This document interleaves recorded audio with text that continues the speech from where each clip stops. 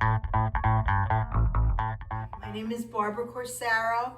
I'm the District 16N Juvenile Diabetes Chair. I'm here with my grandson, Matthew Corsaro. Matthew was diagnosed with juvenile diabetes at 15 months old and is now 11 and managing his diabetes well. It's been a rough year. There was no walk at Liberty State Park this year. Many of our clubs have had to do small walks around their neighborhoods, in the parks, in the areas, but everyone has been trying to continue to raise money. The money goes for research, the money goes for technology, and to make advances for children like Matthew that have juvenile diabetes. Please watch this short video to explain where our money goes. Hey everybody, I'm David Corsaro, and I'm here with Hi. Matthew Corsaro, and we're actually doing a quick JDRF diabetes update. So we want to thank everybody for always contributing to the JDRF for us and helping us spread awareness of type 1 diabetes. And we wanted to just update you about some pretty exciting stuff that's been going on. A couple months ago, Matthew started wearing a new Dexcom sensor. Can you show it to everybody, please? The sensor. Oh.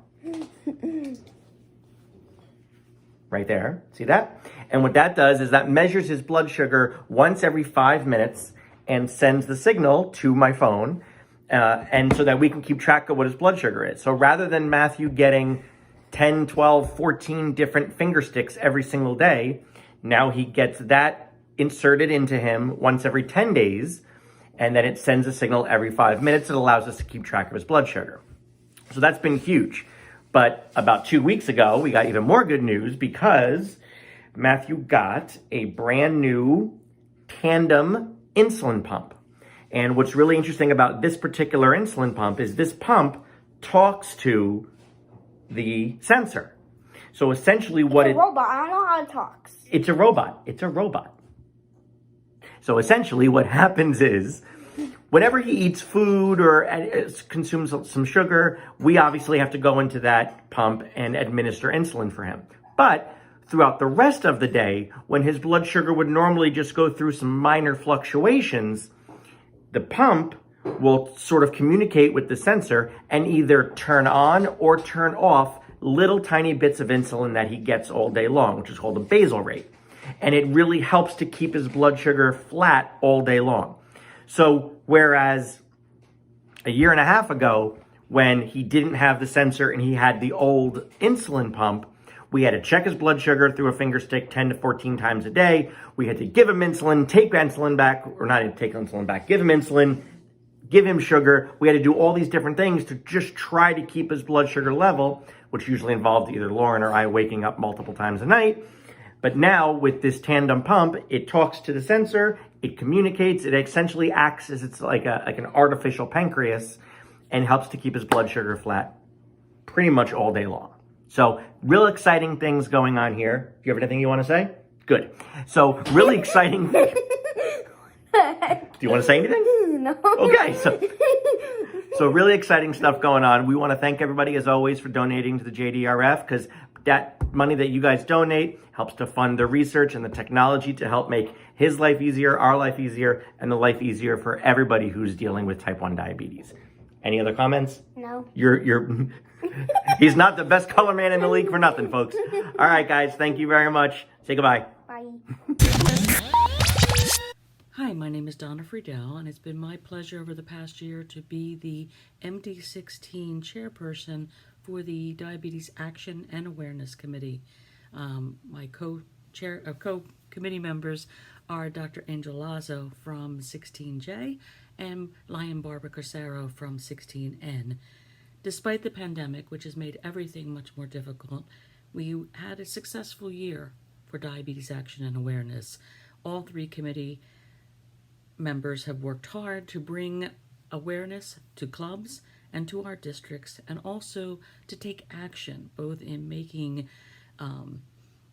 screening activities something that for clubs to consider, and teaching them about different projects they could have, but also, most significantly, raising money particularly for JDRF. And we're very proud that in each of the districts, there have been fundraising efforts that have raised thousands of dollars in the past year for juvenile diabetes work. And Lion Barber is going to talk about that at convention. But we also, with the assistance and leadership of past council chair Mahesh Chitnis, had an online event in which all 3 districts participated, but it was led by Jay and the clubs with past council chair Chitnis in giving information and having some fantastic speakers talk about the seriousness of diabetes and what we all can do to better combat it and help us reach a future where there is no diabetes, not type 1 or type 2, but type none. And I greatly commend Jay for having that event and for reaching over 5,000 Lions on each of the sessions that took place in late March and April. In the days ahead, in the year ahead, we're hoping to reach even more clubs, and we're going to set a goal of reaching at least 50% of the clubs with activities and information sessions so that they can take even more action and give the time and attention to this important service area that International wants us to work on, and which we all hope that clubs and Lions will work on in the future. I invite any Lions club to contact me or any of the other committee members in order to find out how your club can take action and become more aware about diabetes. Thank you.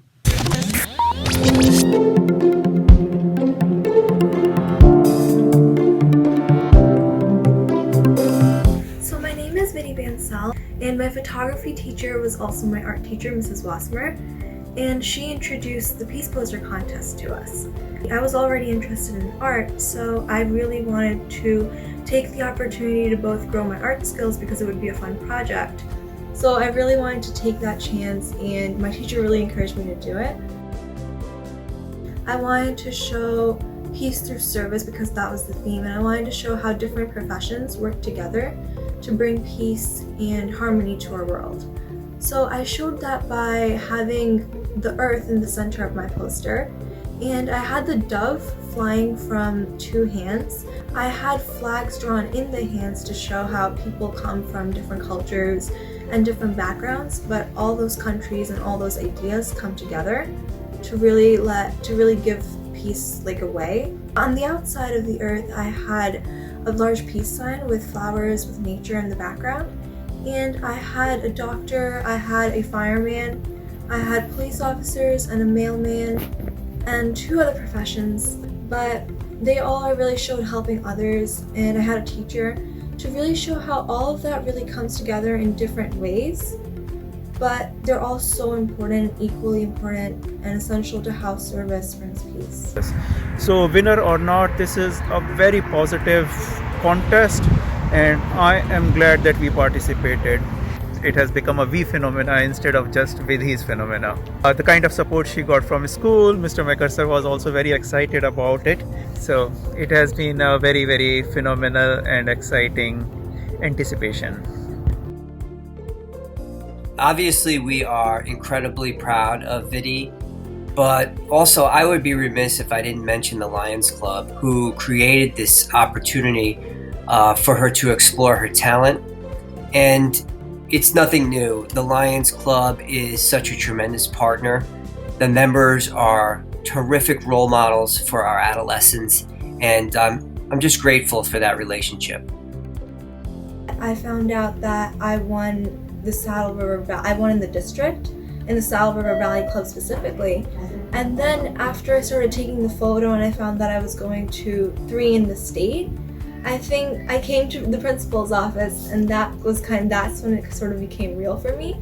I got a certificate and I brought that home to my family, my parents, and that was sort of like the kickstart to all of it, and that really made us really happy. But my neighbor informed us first, and she said, "Oh, have you looked at the Facebook post? I was there and I saw your photo." And I looked at it and I'm like, "Oh wow, I won in the state. I won out of 3 posters." and now I'm advancing to like the final stage, and that's when I felt really happy. I emailed my principal, I emailed my teachers, and that's when it really became a big deal.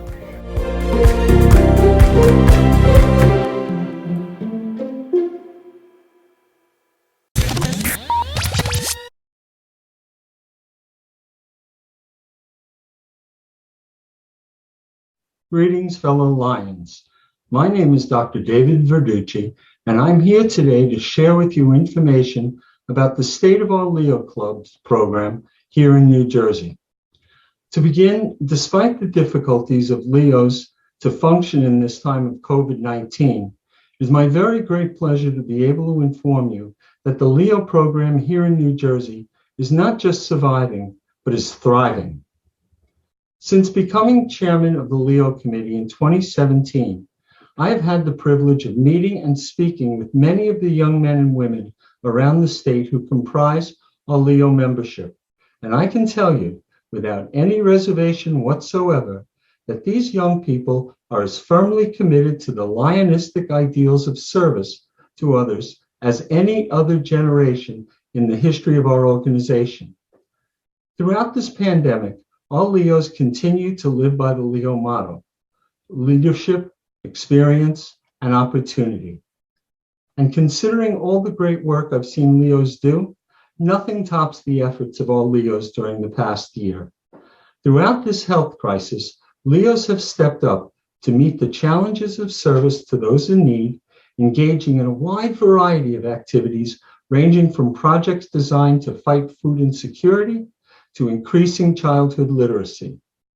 And not forgetting the need to act in a healthy, socially responsible, and safe manner, all Leos are using technology in new and innovative ways to achieve their project goals.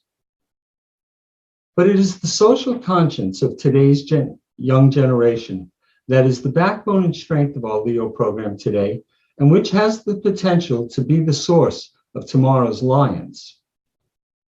Currently, there are 58 Leo clubs in New Jersey, including 2 new clubs that opened during this past year, despite the pandemic. These new clubs are the Bergen Leos, sponsored by the Midland Park Lions, and the Somerset Community Cyber Leos, sponsored by Somerset Community Lions. On behalf of our entire organization, I send a warm welcome and our best wishes to these new Leos. And while the chartering of several new clubs was unfortunately postponed this year because of COVID-19, discussions are already in place for the opening in 2021, 2022. One of the biggest accomplishments of the Leo program this year was the creation of the Leo Multiple District 16, which was approved by the Council of Governors on March 13th of this year. Preliminary decisions about 21-22 will be the first priority of the new Leo officers.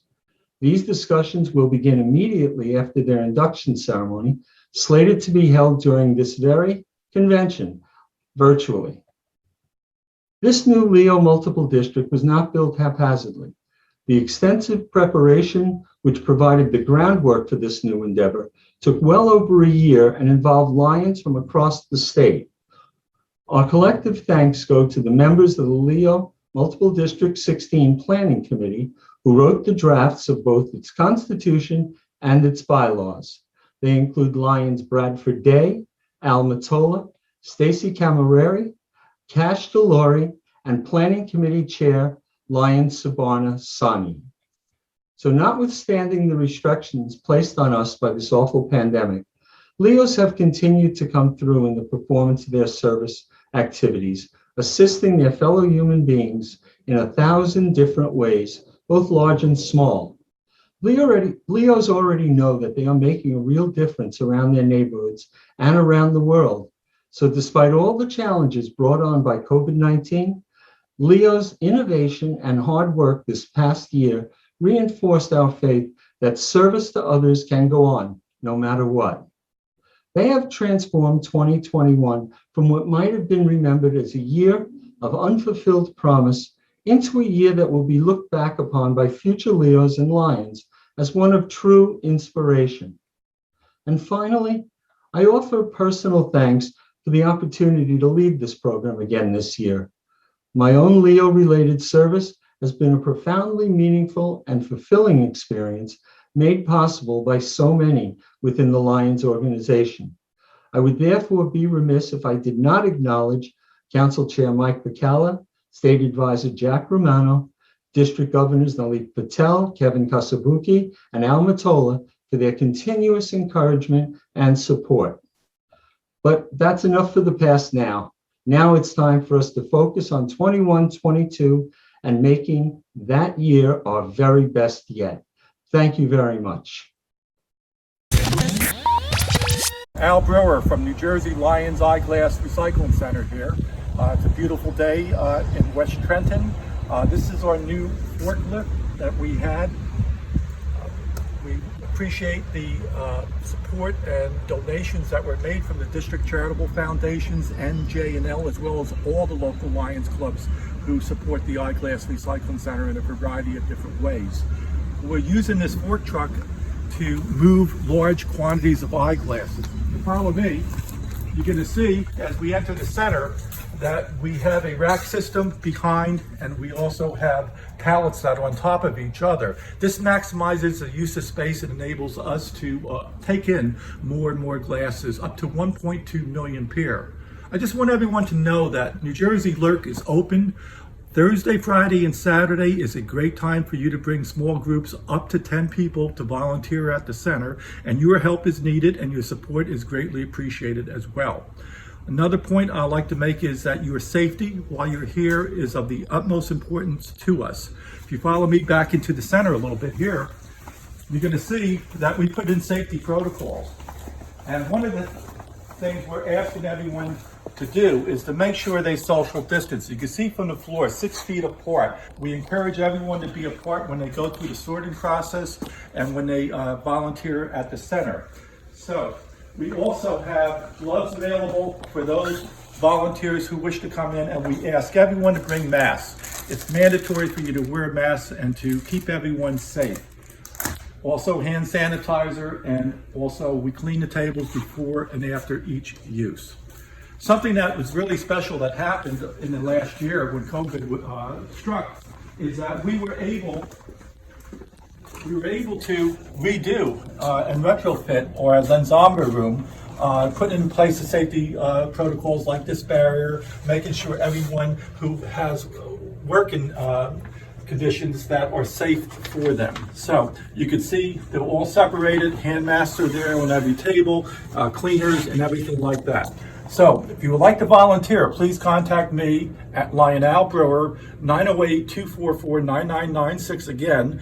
And I encourage everyone to go to our website, www.njlerc.org, for updates as to what's happening in the center and the progress that we're making.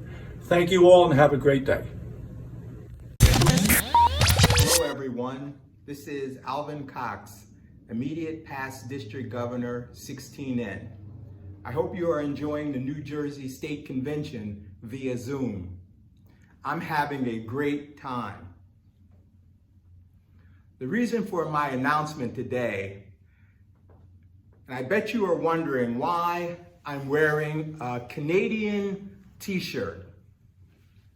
Well, as you know, this year, the 103rd International Convention was scheduled to take place in Canada on June 25th through June 29th.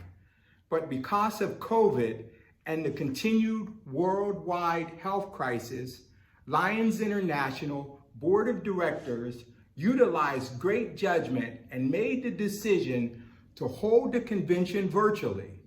And that's great for everyone, because that means everyone now can attend and participate in the International Convention. Attending the convention virtually means that it will be economically feasible for you and the entire family to attend. You don't have to worry about airfare, gas prices if you were driving, also the expense of food and hotel. The only expense you have to worry about is the conference registration.